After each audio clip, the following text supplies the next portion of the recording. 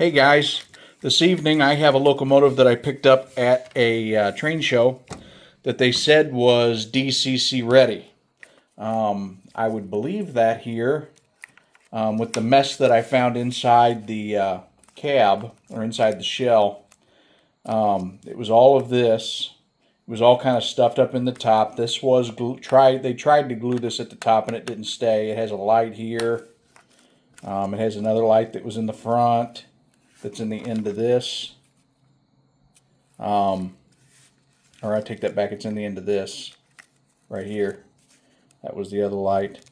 I could not get it to work. It didn't matter what I did. And I run on DC only, not DCC.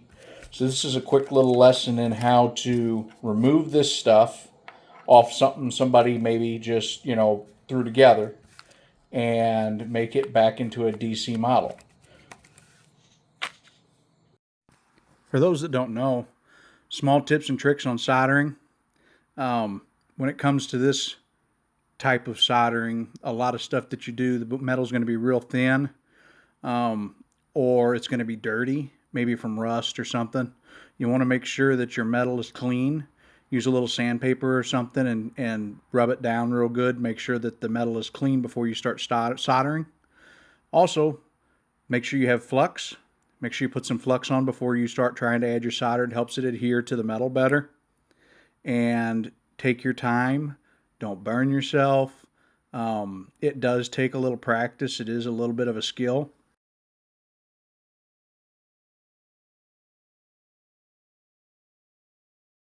Now, it doesn't matter which side we look at here.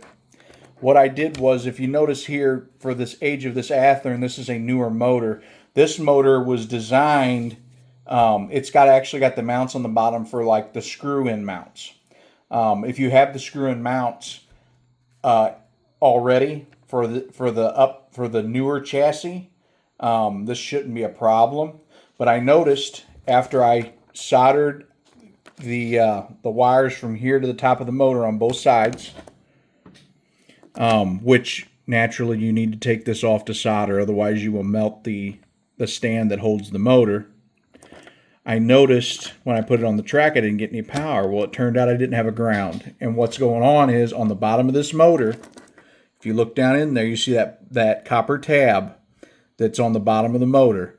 It does not touch the frame on the newer motors. So what I ended up doing was I turned this motor over, and if you look underneath, it's got a bar on it just like this. It's got two long thin holes on it. I just went to the center of it and I soldered a piece of wire to the middle. Then I ran that wire out from under the motor, ran it around. I wanted to find an easy place to solder, which I did right here. I was able to clean the frame, add a little flux, add a little solder, and solder that wire to the frame to the motor. So now the bottom of the motor is grounded. The way these work is the bottom of the motor is your ground, and then the top of the motor is your positive. So, in short, if you come across something like this, you can, and even with your other Athearns, like if you had the bottom was real rusty, or you had there was paint over it, or you couldn't get it off, you can solder a piece of wire to the bottom of your motor and run it out and find a place to scrape the paint off and solder your wire, and then it works great. And I will show you. Let me get this DD40 out of my way. I just got done with it.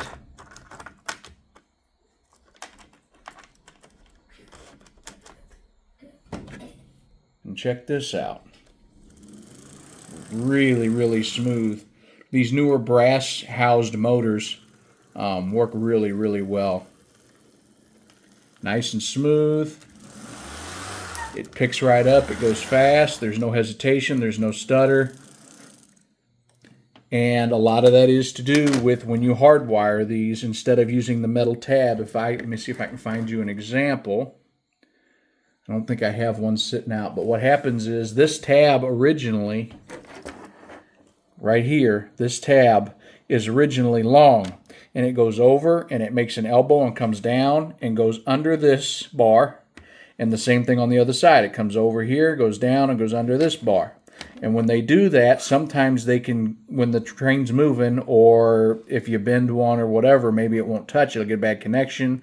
The locomotive won't run as good as it should. But if you hardwire it from these tabs to here and here, and to that tab to here, and then make sure your motor's grounded, whether it's grounded by the motor mounts holding it against the frame, or you run a wire over and solder it to the frame, that's all you need to run a DC locomotive.